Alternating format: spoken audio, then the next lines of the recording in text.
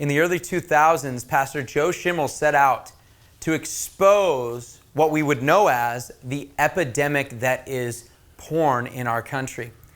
He wanted to call it the war on porn. But after copious amounts of research on the topic, he actually found that there was something far more nefarious, far more sinister behind the sexual revolution, pornography, and what we now know as sex trafficking. The documentary was critically acclaimed. In fact, Ted Baer, the movie critic, said it was the most important documentary of the 21st century. And in that documentary, they exposed exactly who Alfred Kinsey was, and they basically exposed Satan's fingerprint over the sexual revolution and pornography.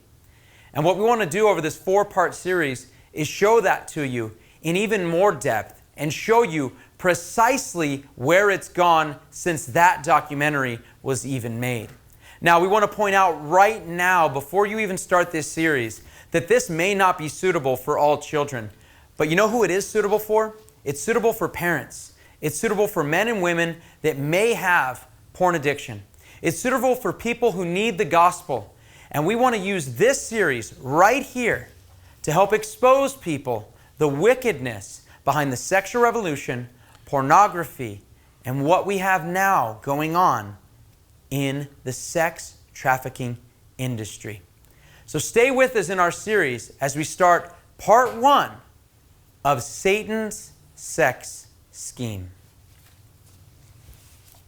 I view Kinsey as one of the most treasonous Americans in human history. I am who I am, and it's tattooed on my chest. You could do anything at Woodstock. Nothing was too taboo. We are getting a close look this morning at the secluded island where the late Jeffrey Epstein is accused of trafficking underage girls.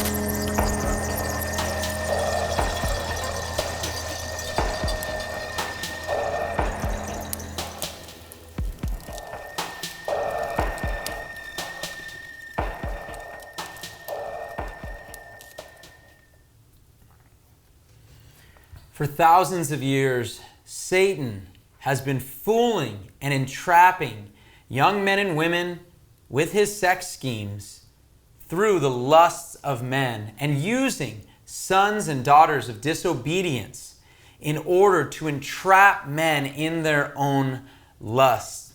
And with me today is Pastor Joe Schimmel, who's going to help us show the fingerprint of Satan when it comes to not only the sexual revolution, pornography, and even the modern sex trafficking business. So with me today, as I said, is expert on Crowley, Kinsey, and a lot of the topics we're going to be discussing today, Pastor Joe Schimmel. How are we doing?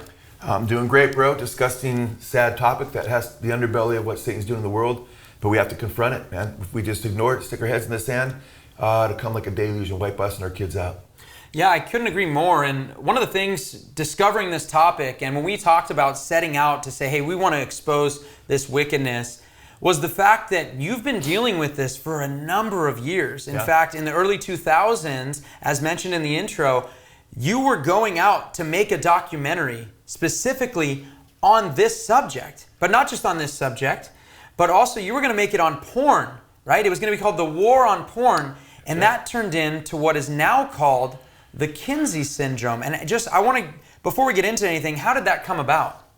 Yeah, a friend of mine, Chris Pinto, and I mentioned to Chris, hey, I want to do a video war on porn. And we got together. And the more I looked at it, I said to Chris, sat down with him one time as we were doing pre-production stuff.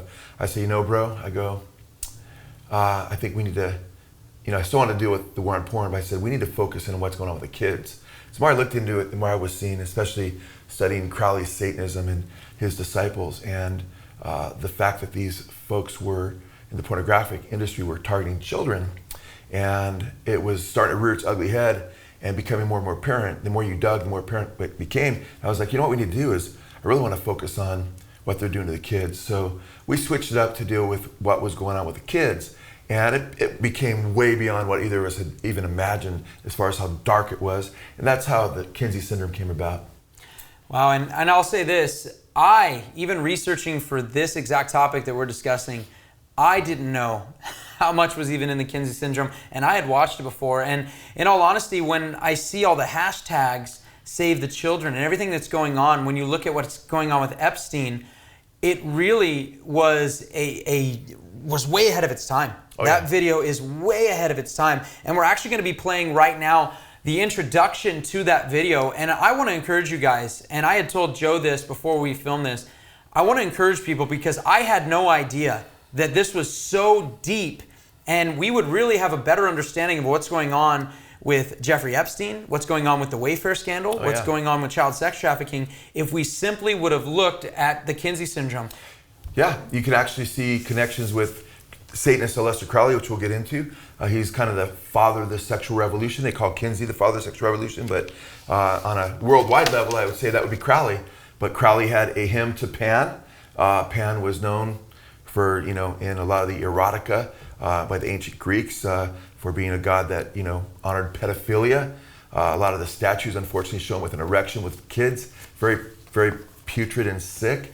Crowley was all about Pan as a personification of the devil in one of his deals. And Epstein had a couple different statues of Pan, and he was a pedophile. There's a spiritual component to all this, and we wrestle not against flesh and blood.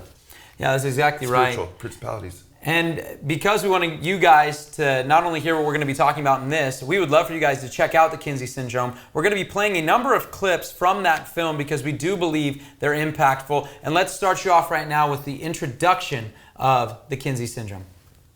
How old were you when you met Dr. Alfred Kinsey? It was probably in 1943 or so. I didn't know who he was. All I knew was that my dad was very excited about taking me there for an interview.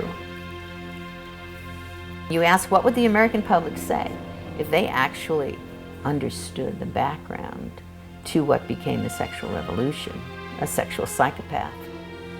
Do you ever remember your father molesting you with a stopwatch?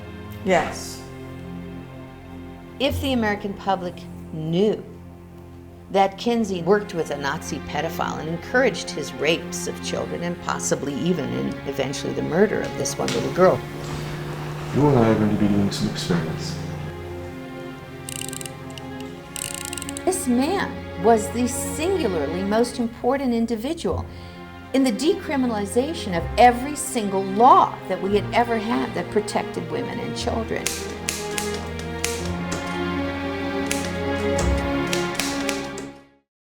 I know it's pretty eerie to see the typing and the stopwatching and recognize the connection with Nazi pedophiles. Mm-hmm. But the question has to come out. How did Kinsey come to this flawed and fraudulent research? Yeah, well, I believe, I have no doubt in my mind, it was based on the fact that he himself was an incredibly perverse sexual deviant. And he wanted to basically spread his deviancy to others. He preyed on children himself, preyed on young people.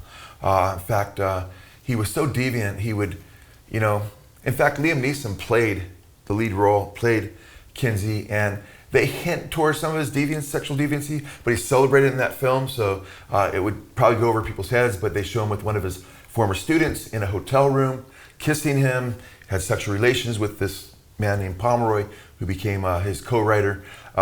Shows him bleeding at one point in the bathroom after having sexually mutilated himself with sadomasochism. He had a problem with that. But you don't know exactly what was going on there. They just show it because they want to say, hey, we're showing some of the historically accurate things. But if you didn't know what was going on in Kinsey's life, that might go over your head. He was a criminal, sexual pervert. He was a sex offender. He had students he had seduced into his attic to make pornographic male students, pornographic homosexual sex films. So he was a pervert, and he arrived at his statistics by by claiming he was working with an average citizenship, but he would work among sex offenders. When they would do take their surveys and so forth. By the way, they jettisoned about they trashed 3/4 of their research. We'll never know what it said. Why would he do that? And a lot of the research they found out was dependent upon a high number of, but they didn't let you know until later you find out, wow, he's interviewing a bunch of prostitutes. He's interviewing a bunch of people in the prisons. And he's coming, it's interesting when you look at the statistics, 200 sexual psychopaths, 86% deviant male population, 1,400 sex offenders, okay? So you have Kinsey interviewing this kind of the populace, and of course you're gonna come up with skewed numbers. And who knows what else they came up with regard to the numbers they fudged. He wasn't an honest man, he was a very diabolical man. So his statistics were meant to mirror the World War II, post-World War II, the greatest generation. All of a sudden everybody's find out, wow, all of our dads and grandpas are sexual perverts based on his statistics. Same with the females. He didn't like to have your typical housewife interviewed for her sexual proclivities. He went after the prostitutes and so forth. So his numbers became skewed. So all of a sudden America gets these inflated numbers of sexual perversion. And they're saying, oh, that's who we are. So he's trying to change the identity of people to identify with a sexually perverse identity like his own. In fact, in 1960, Kinsey claimed that between 10 and 30% of the male population, this is in 1960, before the sexual revolution, he claimed that up to 37% of the male population is homosexual, at least to some extent. And it's interesting because how did he come to his findings? You know, this part gets me emotional at times. In fact, a lot of this gets me very, very angry. Being a dad, being a grandpa, and loving people is he actually had pedophiles keep sex diaries for him. And these pedophiles that he worked with were encouraged to recollect their findings, you know, stopwatches, surveys and everything about the kids they were molesting, how they would react under sexual stimuli. So he's working with sex offenders. This guy is a wicked pervert. I mean, how does he get to know all these sexual perverts? He himself was a pedophile. So it's interesting with regard to Kinsey because he had children as young as 5 months being molested with recordings as to how they reacted under sexual stimuli. And his famous table, which was table 34, actually tables 30 through 34 in the sexual male, the sexuality of the human male, came out in 1948. He actually has a recording of several children, very, very young, infants and older, as young as 5 months old, and how they reacted, as I mentioned, to sexual stimuli on page 180 of sexual behavior in the human male. And he claims it's scientific. And he talks about, quote, multiple orgasms in pre-adolescent males, quote, end quote. And nobody stopped to think when that book came out in 1948, how does he know? Are these, you know, but people look at, oh, this is academia. You know, you got a bunch of perverts in coats, you know. Nobody thought, how did he find out how these kids reacted? What in the world's going on? And Judith Reisman, who, I mean, she's more than anybody else, man. She tore it up as far as, she was given under Ronald Reagan a grant of almost, I think it was like $850,000 to research the effects of pornography, which we'll get into a little bit later, on, you know, child abuse and child sex crime and so forth in the major publications like Playboy, Penthouse, and Hustler and so forth. And her findings were amazing.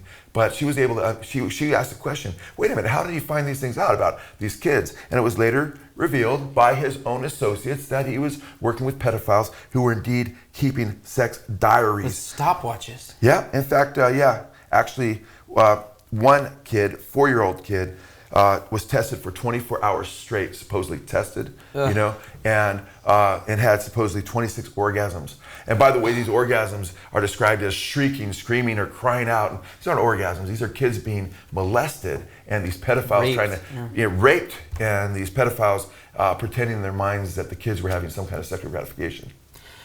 I mean, it's obviously positively disgusting. It is hard, and I'm just going to tell you right now, from someone, we researched a lot of things. This, just me personally, is the hardest possible thing to research and to look at and to see this, especially as you said, having children of your own. And I hope that right now, this is just the starting point, by the way. We haven't even scratched the surface of how wicked this is and how wicked it's already being shown forth. But I have to say, you have to see how this is all interconnected.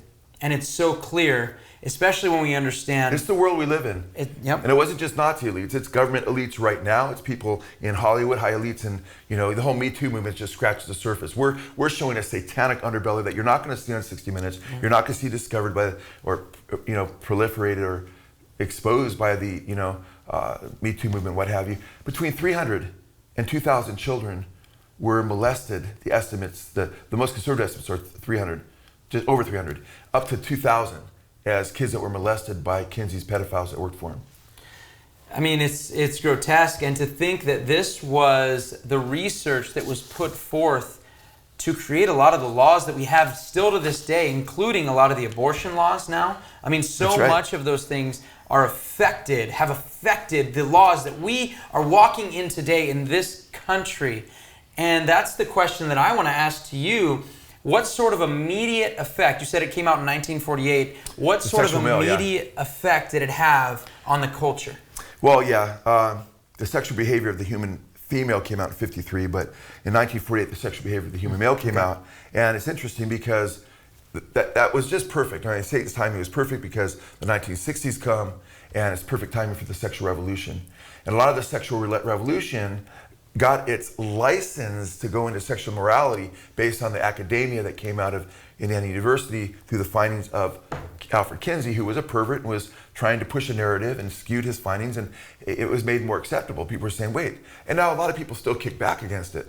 But you had all the youth they were targeting, the hippie revolution, the young people. And a lot of times young people just accept and, oh, we're free, and they've got all their hormones going and so forth, and they just gobble these things up without looking at things from a standpoint of both sides of an issue oftentimes, and many of them just, gobbled it up. But by 1968, over 51,000 professionals, quote unquote, have been trained in the unaccredited IASHS, which is the Institute of Advanced Study of Human Sexuality, to teach Kinsey's sexuality in medical schools, to design curriculums for schools and what have you. So you have over 50,000 people trained in this. So now it's spreading through immediately almost through academia. You have, of course, which we'll get into, I'm sure, a bit later, Playboy, in the 60s, interviews being done by Hugh Hefner in the very first issue of Playboy, basically, sanctifying his magazine and saying, yeah, this is really what sexuality is about. So you had it in the entertainment world. You had Harry Hay, who's a co-founder. I'm sorry, not the co-founder, but Harry Hay was considered, and we have a whole thing on him, and they sold their souls for rock and roll in the whole 60s revolution. But he's basically the founder of the modern day gay liberation movement. But Harry Hay was a follower of the Satanist named Aleister Crowley, right?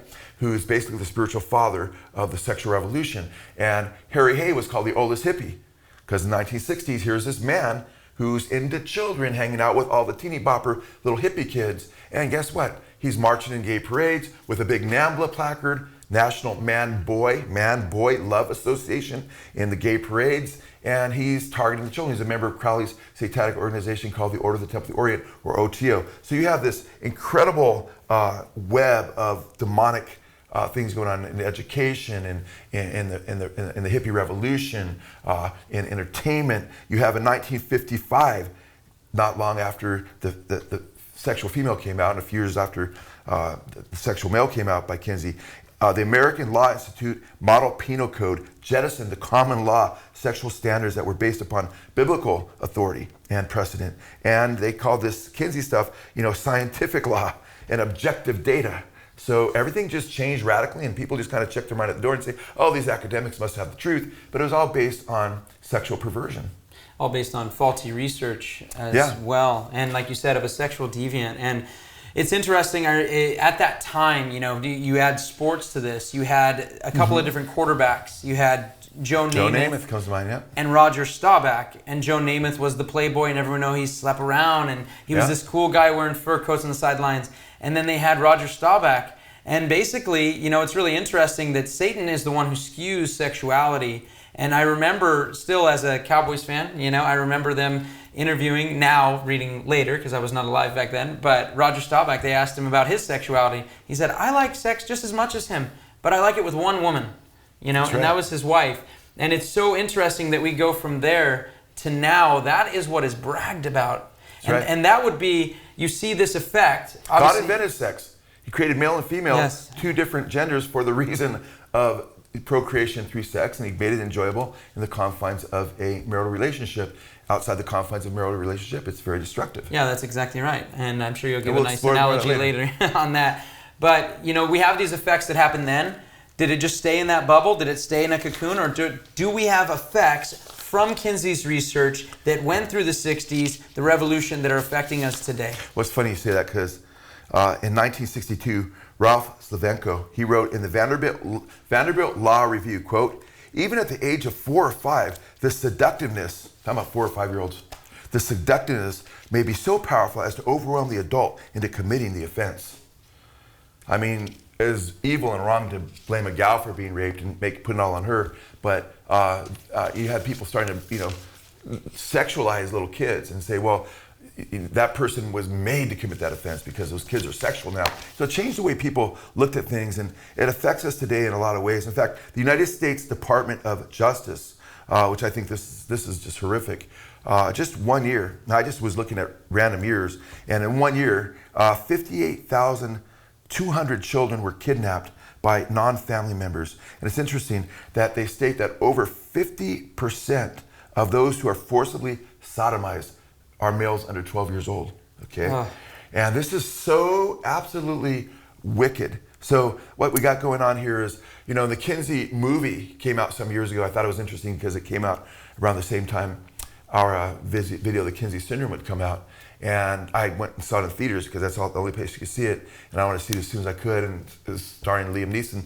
And of course, it's Kinsey movie, and you've got all these liberals there. And at the very beginning of the movie, they're joking about, people used to believe that if you committed fornication or you had sex outside of marriage, that it would cause earthquakes.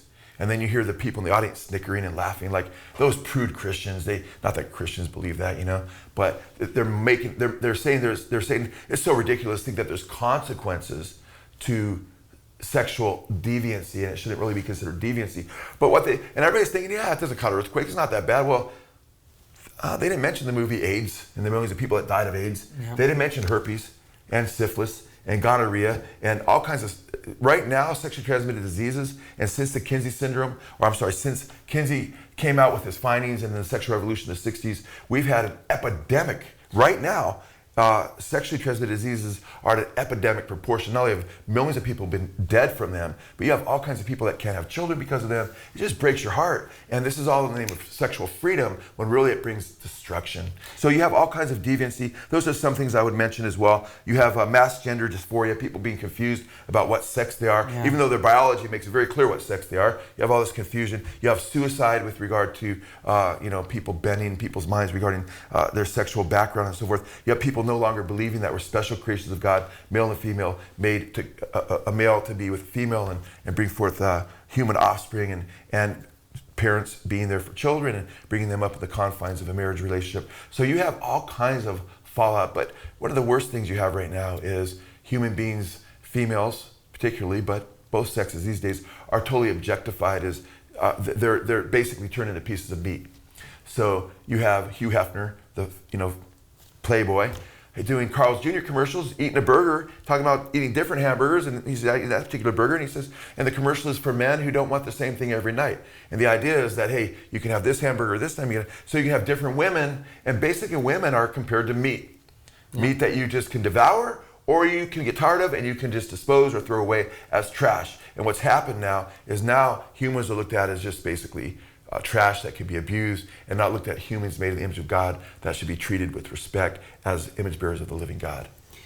Obviously we can see that the sexual deviancy, as you've already mentioned very clearly, some of the nasty, disgusting S&M kind of stuff, the sadomasochism that Mr. Kinsey was into, some of the homosexuality, bisexuality, trisexuality, whatever you want to call it.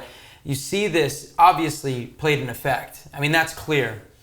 But we have a clip right here of the research that Pastor Joe did for the Kinsey syndrome. And it's a nice long clip because we want you guys to see the connection. We want you to see that it's not merely a flesh and blood issue. It's not simply just one person who's sexually deviant. And that's clearly seen. But the fact is that there's something far more sinister afoot when we see his connection to Satanist Aleister Crowley. Kinsey's willingness to work with the devil at one point seemed to take on a very literal meaning. One of the interesting things I found several years ago in researching the Satanist Aleister Crowley was the influence that he has had on so many people here in the United States of America.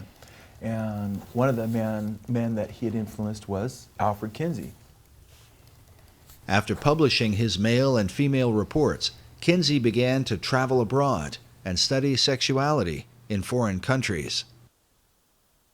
In his book, Kinsey co-author Wardell Pomeroy wrote that Kinsey went looking for a prized item, the diaries of Aleister Crowley. Crowley died just a year before Kinsey's book came out. Crowley was a famous and highly controversial British occultist in the early part of the 20th century. His sexual exploits in bizarre and sometimes deadly satanic rituals had been exposed in the London newspapers.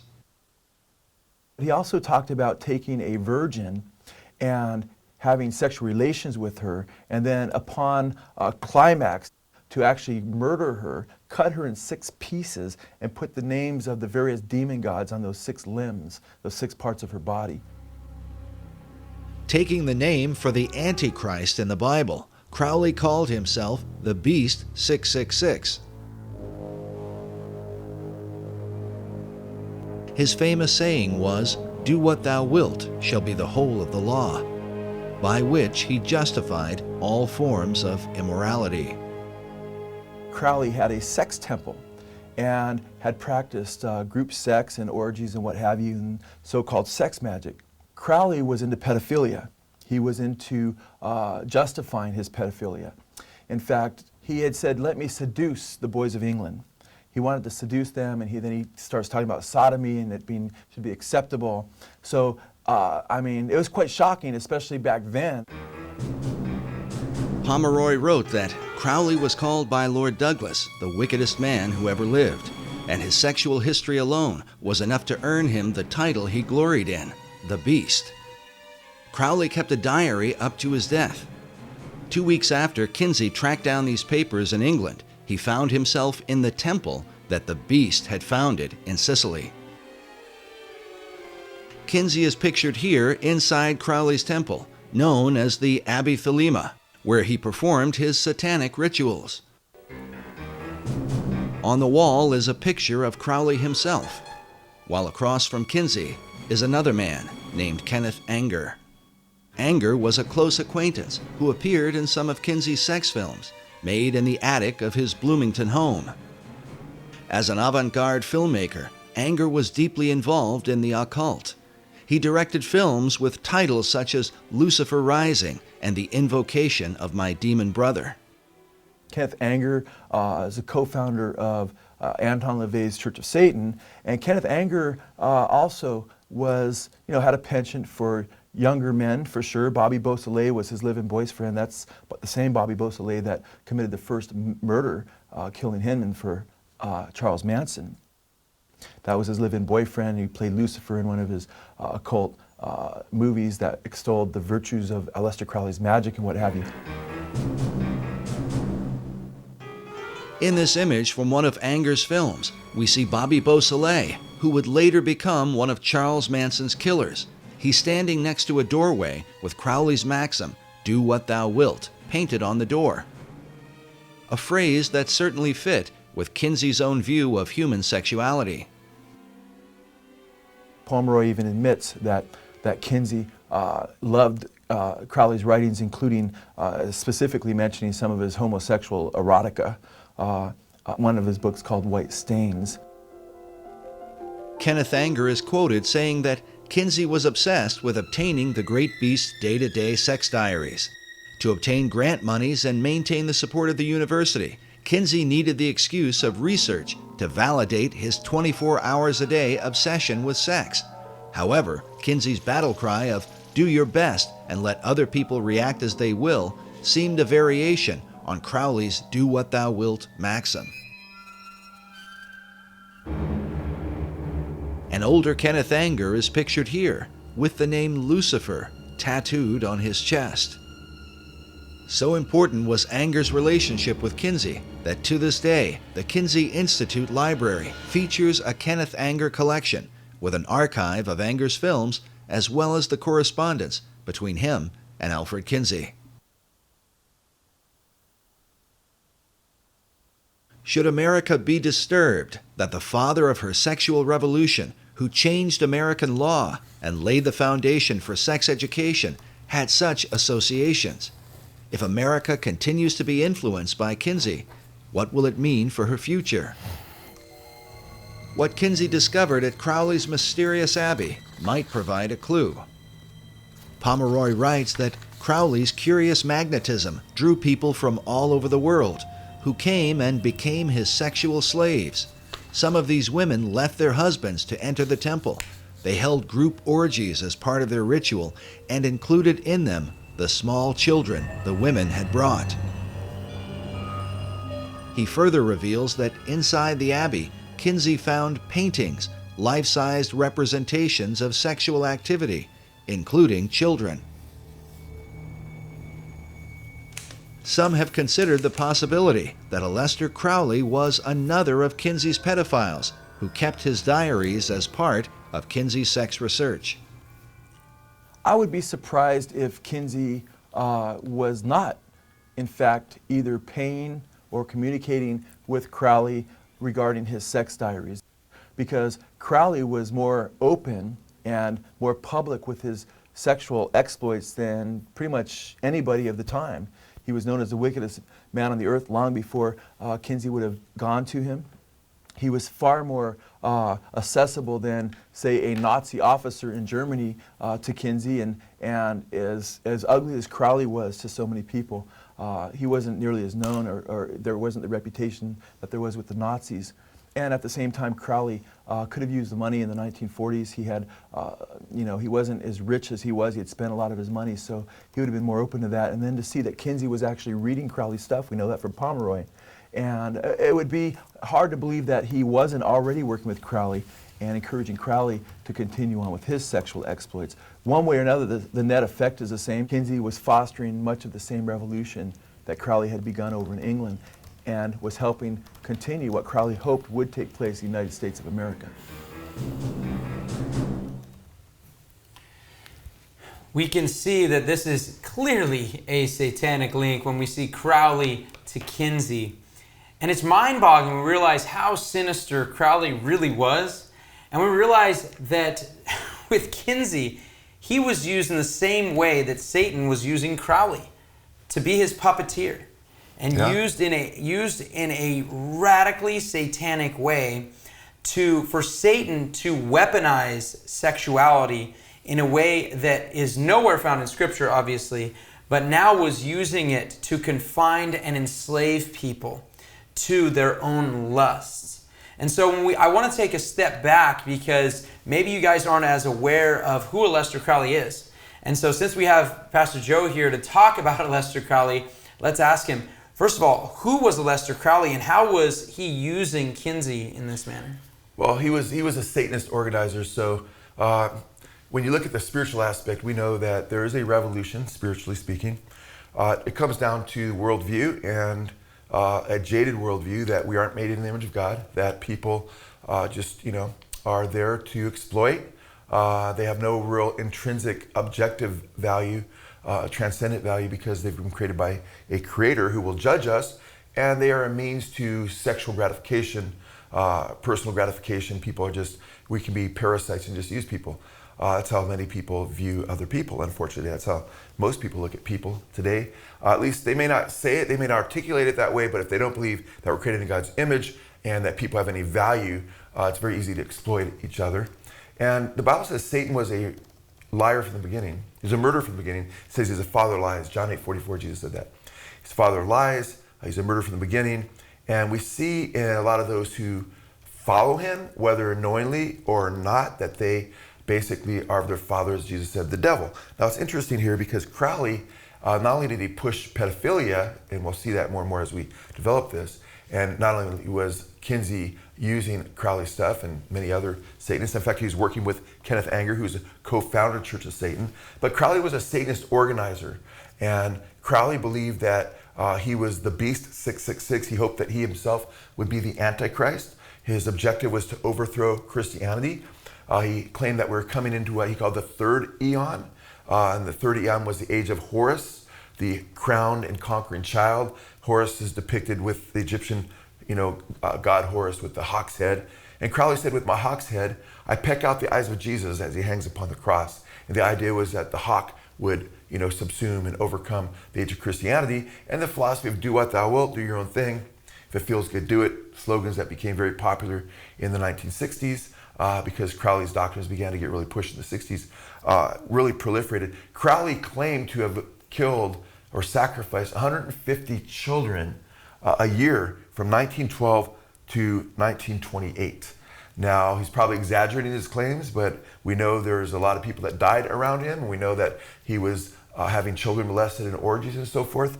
And we know he wrote a lot about satanic sacrifice, and a innocent male child was released. The most power, he wrote in his book Magic and Theory and Practice, during satanic sacrifice. He's a wicked man. He definitely encouraged the sacrifice of a lot of his followers. Many Crowleyites and self-styled Satanists that read Crowley have sacrificed people for Satan. That's indisputable. Crowley said the religion they call Christianity, the devil they honor, they call God, it is their God, speaking of Christianity, and the religion that I hate and will destroy. Now, it's interesting because Crowley talked about this new eon, and he says that this age of Antichrist, or the beast, will rule the world. And he says there is a magical operation of maximum importance, the initiation of a new eon. When it becomes necessary to utter a word, the whole planet must be bathed in blood before man is ready to accept the law of Thelema. That's the law of will, or do what thou wilt. The great war must be fought. This bloody sacrifice is a critical point of the world ceremony of the proclamation of Horus, the crowned and conquering child, as Lord of the Eon. Again, that's the third Eon. In fact, it's interesting that you have Jay-Z, wearing "Do What Thou Wilt," and you have all kinds of heavy metalers and all kinds of popular. We don't have time to get into it, but with our video, They Sold Their Souls for Rock and Roll, we show one band after another from the 1960s onward promoting Crowley's teachings and the slogan "Do What Thou Wilt," which, as I said, became in the 60s. It was modernized to "Do Your Own Thing," and if it feels good, do it. Even Kanye West, he sings about the coming third Eon. He has a big, Horus, yeah. Horus hanging. It was like $300,000 Horus head dangling from his neck when he's singing Power. He also, he sings about the coming of the third Eon. Now he claims, now that he says that he's out of that, he claims, and God will see. We're seeing where he's at right now. It's kind of interesting. But he mentioned that he was under Lucifer was giving him music at the time. So you have these spiritual forces, a lot of these people don't even know about, that are pushing this coming satanic age, which is prophesied in the Bible. There will be a new world order where it says every nation, kindred, and tongue will worship the beast, and they will overcome, and the beast will overcome the saints. Of course, his reign is only 42 months long. The Lord Jesus Christ comes back, and he terminates his reign, and he sets up his kingdom, and Satan and the beast are the beast and the false prophet are thrown alive in the lake of fire, and so forth. But it's interesting because Timothy Leary talked about this Crowleyan revolution in the 60s, when the whole sexual revolution really began to take off, not long after the Kinsey syndrome or the Kinsey books had come out. And he says on PBS, I've been an admirer of Aleister Crowley. I think that I'm carrying on much of the work that he started over 100 years ago. And he goes on, and I'm not going to quote the whole thing, but he goes on to quote, "Do what thou wilt." And he says this is basically the 60s. So these guys reckon, it's not like we're just, conspiracy theorists. No, we're documenting what they themselves understood to be part of a satanic revolution. And Crowley said that the family is public enemy number one. It was about destroying the nuclear family. Sound familiar? Mm-hmm. And it was about bringing chaos. And it was about bringing people under the rule of Crowley. By the way, Crowley, free love, free sex, hallucinogens, yoga, Eastern meditation, all these things that are popular now were happening with him in the early 1900s, okay? All this whole revolution. But the people that knew him, even people that read his works and consider themselves disciples of a lot of his works, will admit that he was a super jerk, that he treated people in an evil way, that people died all around him, that he was a tyrant. So the freedom he talked about was a huge lie. It was about following his dictates and following his desires and his fleshly desires. It's wickedness, and it's not true freedom, man. That's how Satan is. He rules over you, and he brings you into subjection. And Crowley said, let me seduce the boys of England. The end game for a lot of this movement is going after the children. I will fight openly for that which no living Englishman dare defend, even in secret, sodomy. Now that was a huge deal back then, and Crowley was breaking them in, right? So Crowley declared that his work was to be, quote, circulated among the young. That's who he was going after. There is hope if anywhere. Let me seduce the boys of England, and the oldsters may totter unconverted into their graves. Then these boys, becoming men, may bring about the new heaven and the new earth. He goes on to say, give me my army, young men, and we will sweep these dogs into the sea. And who did he turn to? He said, and he's an Englishman, he says, I turn to America, to a nebulous mass which I expect to develop into an organized galaxy. And he talks about the elements of the United States are heterogeneous in a manner unprecedented in history. Every race, language, and creed of Europe is represented there. All Americans are eager for power, one form or another. He says they will progress spiritually more swiftly and sanely than has ever been known. Well, in the 1960s, his books began to get republished. You know, the Beatles put Sgt. Pepper's the top right, one guy over. Aleister Crowley, they said they put their heroes up there. John Lennon, not long before he was killed by a Satanist who was prayed to Satan right before he killed Lennon, and was a heavy worshiper practically of Lennon. He went there and gunned him down. But it's interesting, right before that, Lennon did an interview with Playboy magazine, and he said the whole Bleeding philosophy is do what thou wilt. So he had major movers in the entertainment world pointing people to Crowley's work. You have all kinds of people knowing what's going on in the satanic world. Like, wow, they're looking at this. Jimmy Page, Led Zeppelin, the other biggest band in the late 60s and the 70s. Pomeroy, okay? I think this is important. Pomeroy, who was one of the students that had sex with Kinsey and became his co-writer, he writes about how Kinsey went with the co-founder of the Church of Satan, Kenneth Anger, to Crowley's sex temple, the Abbey of Thelema there in Sicily, Italy, and how they took the whitewash that they procured Crowley's sex diaries, where he probably talks about a lot of the molestation he was doing. And Kinsey had actually, we know, he commissioned different people to do that. Whether he had a deal with Crowley or not, we don't know, but they said they procured his sex diary. And they took the whitewash that the Italian government had painted over the pictures that Crowley had up there, which was pornography, essentially. And this is what Pomeroy writes in Dr. Kinsey and the Institute for Sex, the Sex Institute. He writes this: the great beast and his followers were against any kind of religion, in any form except their own. They held group orgies as part of their ritual, and included in them small children and women brought with them. Small children, small. The walls inside were still painted in British Oriental colors, and they were covered with the most open, quote unquote, as Kinsey put it, sexual action pictures. This is pornography. The remainder of the paintings were life-size representations of sexual activity, both homosexual and heterosexual, singly, doubly, and in groups, including children. He emphasizes children over and over again. Now, it's interesting here when we think of this is, what were they doing? They were using pornography, Crowley was, on his walls to normalize sexual perversion, which is exactly what the pornographic industry does and what makes sex trafficking so acceptable among people that would not only be repulsed by it, they're introduced through first, and we'll get into that later, through pornography and so forth. But so this is which is a billion dollar business right now, and it's very, very powerful. But people need to know that if you get into porn, you're getting into sexual deviancy, you're getting into what the Bible warns as being a satanic spirit, and you're getting into you're being used by the spiritual demonic realm to be part of the problem. You need to repent, get on your face, cry out to God, say, have mercy on me, and ask God for the strength to walk with him and walk in righteousness and walk with clean hands and a clean heart. Yeah, and one of the guys that you had mentioned, and if you go back to that clip that we were playing earlier, you see in Thelema, you have Alfred Kinsey standing there. You have him looking at a picture of Aleister Crowley.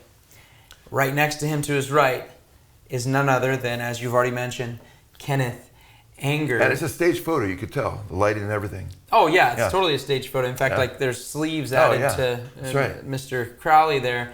And when you think about Kenneth Anger, and you have your own personal story I'm going to have you bring out as well, but he is a lurer.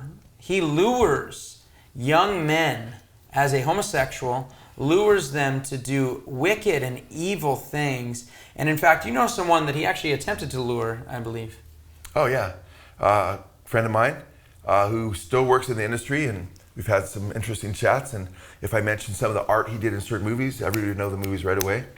And he let me know that when he was young, his dad wanted to get him into doing art and makeup and so forth in this industry, which is a very sordid industry. And he had told me that when he saw some of my stuff, he goes, Joe, he goes, when I was young, very young, he goes, my dad took me to one of these music deals or these movie deals, like a little festival where you get to know people and so forth. And he said, a man approached me And he said, this man started treating me really strange, took a real interest in me. And then he started asking me if I would go out with him to lunch. Not knowing my dad was there, and I'm a kid, he didn't know what in the world this guy's thinking. And then his dad came over and rescued him. And he said it was such a strange experience. And my dad said, stay away from that guy. He's very, very strange. And his name, I found out, was Kenneth Anger. So, and by the way, another story, I was interviewing, and maybe we'll show part of this in the series, a Satanist at a satanic, well, I'll just call it a very occult, very perverse bookstore where they'd sell a ton of old movies and a lot of old rock documentaries that you couldn't really get your hands on back then. And when I was working on They Sold Their Souls for Rock and Roll, I was able to pick up some incredible footage there. But I noticed that the guy was very sordid, and he would have Charles Manson call from prison, and Charles Manson fans would come to his store to hear Charles Manson. He was a confessing Satanist. And we got him on film. We didn't put it in the Kinsey syndrome because every other word was the F word, But when I talked to him, we put our camera on. Chris was doing the camera, I was doing the interview, and boom, he sticks it on the a section where it's not illegal, but it was obviously for perverted pedophile type people because it had like children's type stuff, like Gerber baby commercials, Barney, things like that. And I said, why do you have this here? He goes, this isn't illegal. He got all defensive. I go, yeah, but why would people even want to get this, And then we interviewed him on various things, and we brought up Kenneth Anger, and he mentioned he knew Kenneth Anger, and I knew that from talking to him before. And he said, yeah, I just bailed out Kenneth Anger. He just called me because he didn't have any money. He called me and got me out of bed or whatever. And he goes, and I forget exactly how he puts it, but he says, he was, he picked up a child prostitute, and wanted me to bail him out, and he just blabs all this on film, And we didn't put that in the Kinsey story. Maybe in this series we'll play some of that, but we'll have to be a lot of bleeping going on. But these guys are pedophiles, a lot of these guys. Yeah, and the fact is that these guys have disciples, and you already mentioned Charles Manson, and so if you want a little bit of a connection there with Charles Manson, Kenneth Anger, and then you have Bousselet, who committed, I believe, the first murder of the Charles Manson murder that we know about. He killed Hinman for Manson, the first murder that Manson. And he was Kenneth Anger's, as you saw in that clip, live-in boyfriend. Kenneth Anger also has... Played the music for the Lucifer Rising soundtrack originally. Oh, yeah. But then he wanted to use Jimmy Page, who was making it from Led Zeppelin originally, but then Bousselet ended up using his music. And because of that connection with Bousselet, Manson, then you have Kenneth Anger. Kenneth Anger today has modern disciples that a lot of people may not know that he has, that are famous to a lot of people today. And in fact, if you go and you like Spider-Man, especially the original one, not original, but more modern Spider-Man, you have somebody that a lot of people is just a stoner, funny comedy guy. But one of the disciples of Kenneth Anger is none other than James Franco. And in this clip that you're going to see from a video that Pastor Joe did concerning Adam Levine, as well as James Franco, you're going to see just some of the wicked things that James Franco is into. James Franco, made famous for his role as Harry Osborn in the Spider-Man trilogy, is seen here with the co-founder of the Church of Satan, Kenneth Anger. Spin Magazine reported on Franco's satanic wedding video where he used Crowley and Satanist Kenneth Anger as an officiant in a satanic wedding in his remix of Love in the Old Days. In the video remix, Kenneth Anger is not only seen depicted as the satanic priest officiating the satanic wedding, but humans are reduced to a bunch of, well, you guessed it, animals, conveying the similar Darwinian satanic ideal in Levine's video animals, wearing various animal masks. And the viewer is deluged with countless occult symbols, including a picture of Satanist Aleister Crowley, who taught human sacrifice of, quote, a male child of perfect innocence and high intelligence is the most satisfactory and suitable victim, end quote. In yet another James Franco remix, the satanic wedding devolves into a bloody satanic orgy.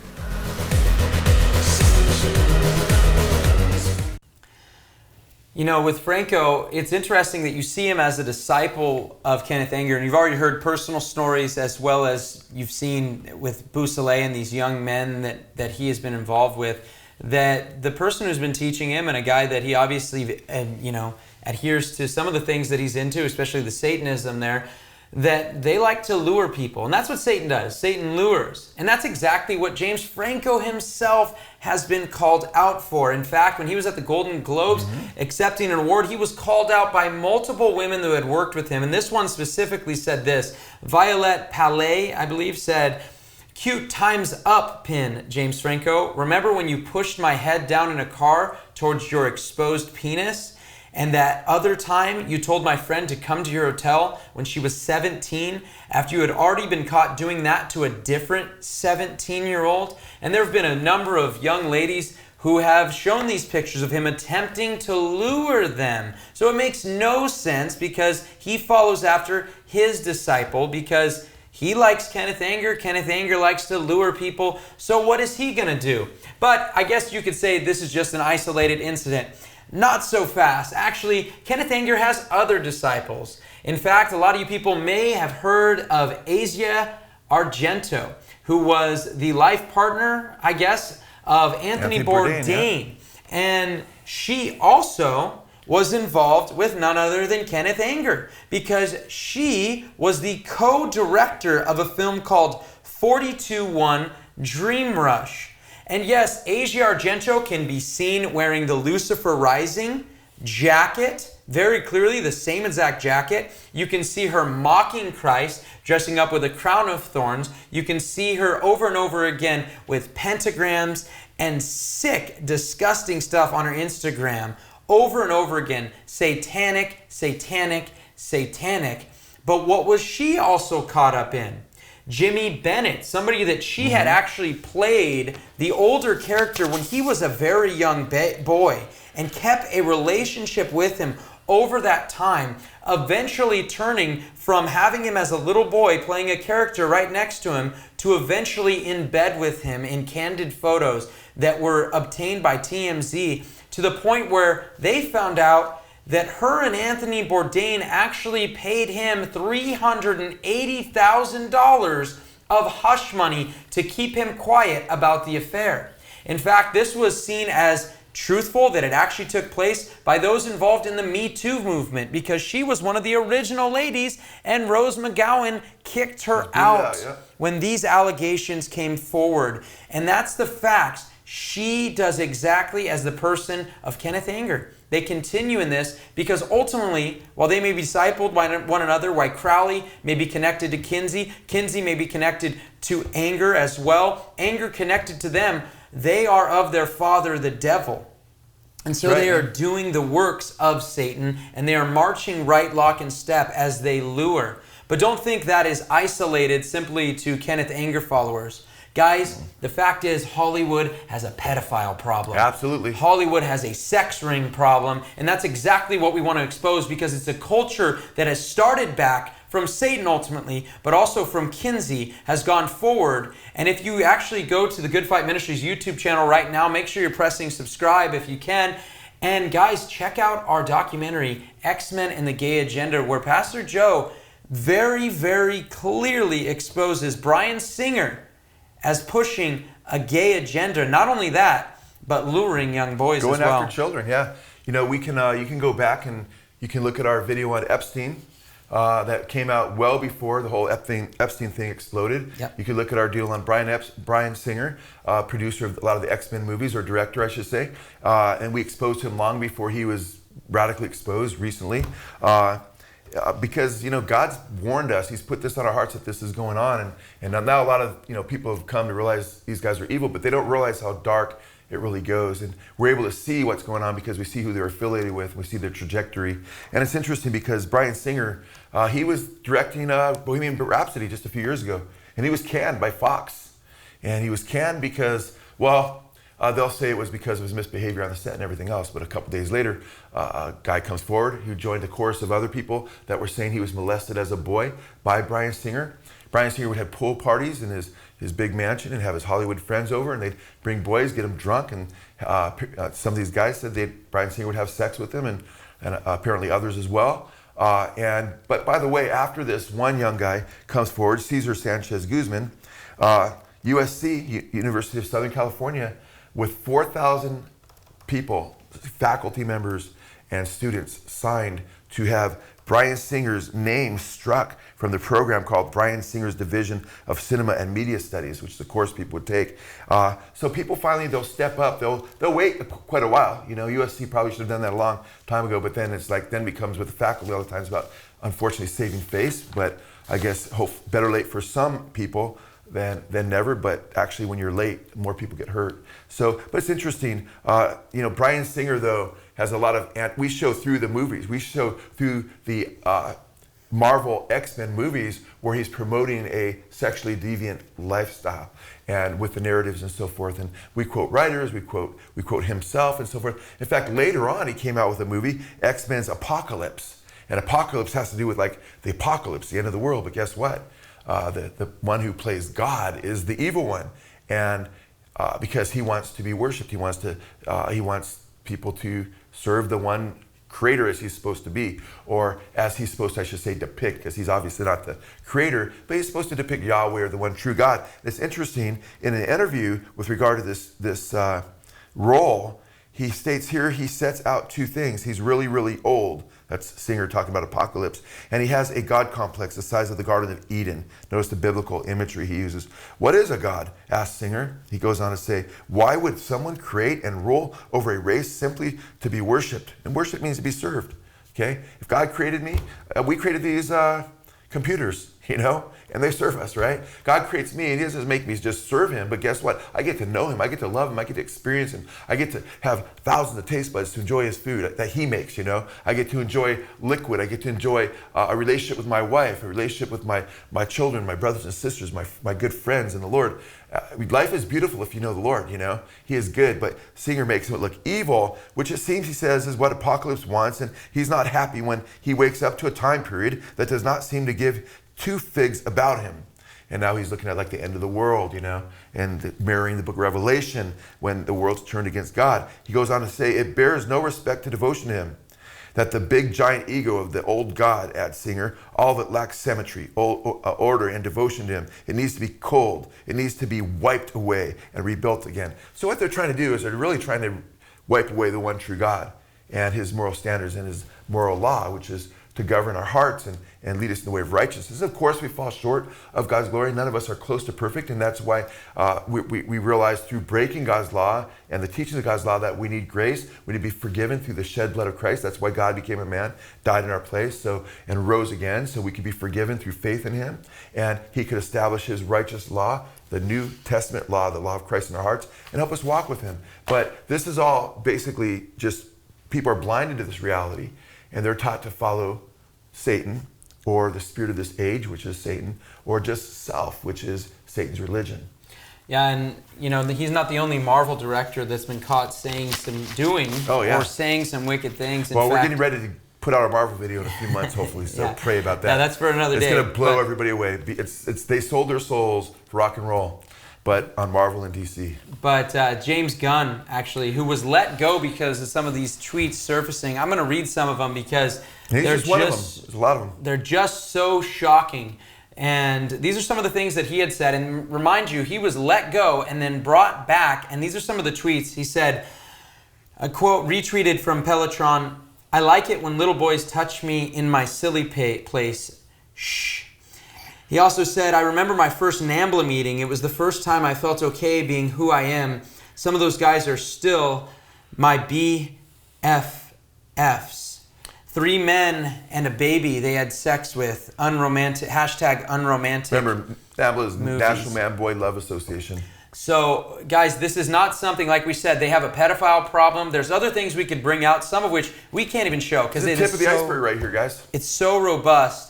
And then when we look at, not only that, let's see where are some of these artists going as well. Mm-hmm. Because R. Kelly, and this isn't something new that's taken place. There was an expose done on him quite recently. But before that, when he was 27 years old, the marriage was eventually annulled, but he married a 15-year-old Aaliyah, another artist. And then he was caught in what people are calling a sex cult, where they were using other young girls at their high schools to lure other young girls to be a part of this. You see, because the fact is that this is spiritual, guys. It is not something where there's this giant convention of sexual predators and says, this is how you lure women. This is exactly what they're doing because they are of their father, the devil. And then not only that, but Allison Mack was exposed for who she was as well. Star of the hit show Smallville, and then eventually being involved in what was called NXIVM, a sex cult and Keith Raniere was the man who she was grabbing different women under the guise of femininity, under the guise of heroicism for women and feminism. She were grabbing these young girls and creating a sex cult where they were literally branding them like cattle and treating them as such. And this should be screamed from the mountaintops. The people should know about this. This should be made more aware because this stuff is satanic. And as we said, Hollywood has a pedophile problem. And this is all stems from the fact that Satan has his finger all over this. You see it over and over again. It's a spiritual battle. You see over and over again the deviancy that takes place. And the fact is that Satan has done this over and over again. He has used sexuality over and over again to attack humans, but also men of God specifically, especially when we look at the Old Testament. Absolutely. And we as those who know the truth know that it's a spiritual war. The Bible says we wrestle against flesh and blood, against principalities and powers. And the Bible says because of that, we're in a spiritual war. We're supposed to put on the full armor of God that we can stand against the wiles of the devil. So if you're not going to get protection from this in your lonesome, in your own power, you're just going to be led astray. You're going to be governed by, there's no way to be victorious against what the Bible calls those sins that war against the soul, in 1 Peter. Because Peter says, be sober, be vigilant. Your adversary, the devil, walks about as a roaring lion seeking someone to devour. That's why Paul says, we wrestle not against flesh and blood, but against principalities and powers, against the rulers of the darkness of this world, spiritual wickedness in high places. We're seeing there's evidence of that. If you need evidence of Christianity, just look at the demonic world all around us that's anti-Christ. Not anti-Buddha, not anti-Muhammad, anti-Christ. And look at, it's all pro-Satan, pro-occult. And it's interesting because you mentioned the Old Testament. David fell into gross immorality. And it's interesting, it says at a time when kings go out to war in the springtime, he didn't go out to war. He didn't strap his armor on to do battle. He kicked back on his roof and he watched Bathsheba bathe in the river. He lusted for her, he took her and slept with Uriah, another man's wife, committed adultery. And it destroyed his life practically, for years to come. But it's interesting, when we don't put the armor of God on spiritually, we allow ourselves we got to put the helmet of salvation on and guard our minds. The Bible talks about in 2 Corinthians chapter 11 how Satan targets the mind. We have to put on the breastplate of righteousness. We have to take the sword of the Spirit, which is the word of God, the shield of faith that extinguishes the fiery darts of the evil one, the belt of truth, the feet prepared with the gospel of peace. We have to put these things on because there is a spiritual battle. And Jesus said it would be like the days of Noah in the last days.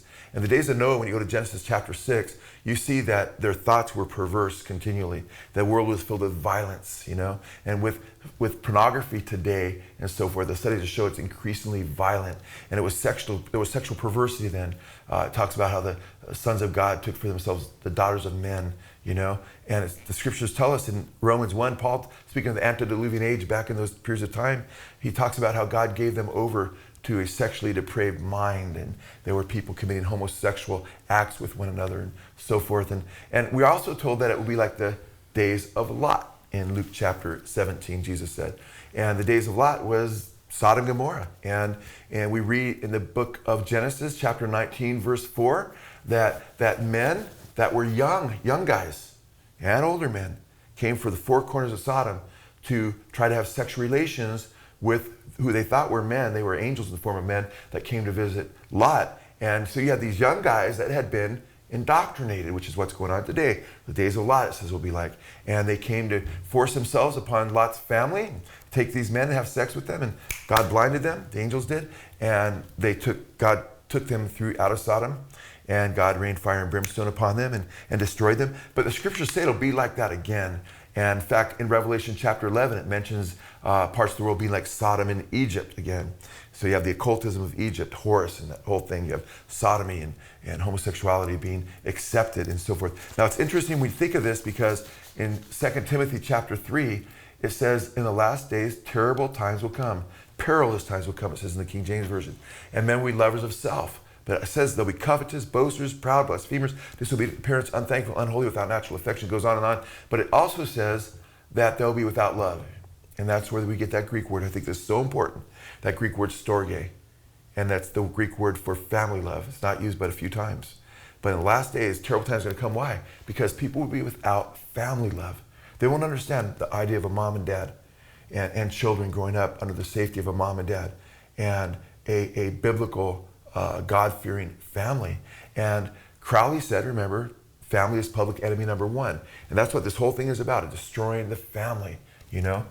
Black Lives Matter, and of course we all certainly believe Black lives absolutely matter, and we're all created in the image of God, and we fight for the reality that we should treat each other as image bearers of God and respect and love one another. But the organization Black Lives Matter, it's almost like saying, do you believe in Planned Parenthood? Well, I believe that there should be Planned Parenthood, meaning we should plan our parenthood, but I don't agree with Planned Parenthood because they butcher babies. The organization Black Lives Matters talks about destroying or coming against, ending the nuclear family, you know, and that would destroy black communities, black families, families of every race, right?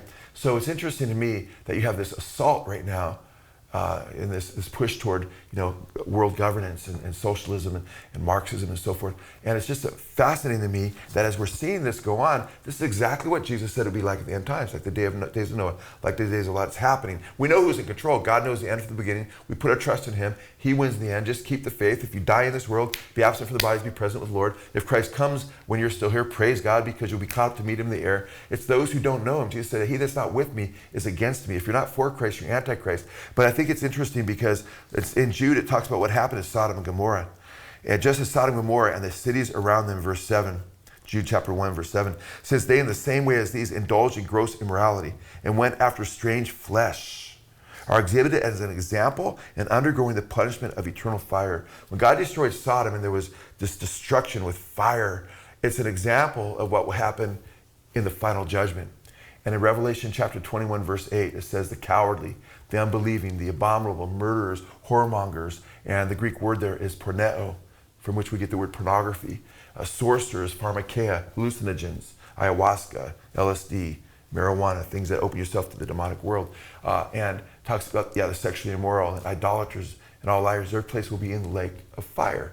So this is real, man. Our lives are short. We want to get them right. We want to make sure we know Jesus. And I want to encourage you guys, stand fast. A little bit later in Jude, it says, keep yourselves in the love of God. Because Jesus in the last days, people would not have agape. Their love would grow cold. And Paul said they would have storge. And in Romans 1, when they're given over to depraved minds, it goes on to say they're without storge, without family love. It says, keep yourselves in the love of God, waiting anxiously for the mercy of our Lord Jesus Christ to eternal life. And have mercy on some who are doubting, save others, snatching them out of the fire. And on some have mercy with fear, hating even the garment polluted by the flesh. Now to him who is able to keep you from stumbling and to make you stand in the presence of his glory, blameless, with great joy, to the only God, our Savior, through Jesus Christ our Lord, be glory, majesty, dominion, and authority before all time, and now, and forever. Amen. I wanted to read some scripture. This is such a dark subject. We need to let the light of God shine. He will keep us. He's able to keep us from falling. We just have to simply come to him in faith and trust in him, and he's able to uphold us. Amen. And like you said, these are heavy topics. So we want to deal with Scripture. We want to take everything captive to the obedience of Christ. And when it comes to this issue, you have seen very clearly, without a doubt, you see Satan's fingerprint all the way from the beginning of the sexual revolution to today. But what we want to do is also go back a little bit. We went a little quick. And on the next episode, what we want to show you is how was this popularized and who did Satan use as Kinsey's pamphleteer.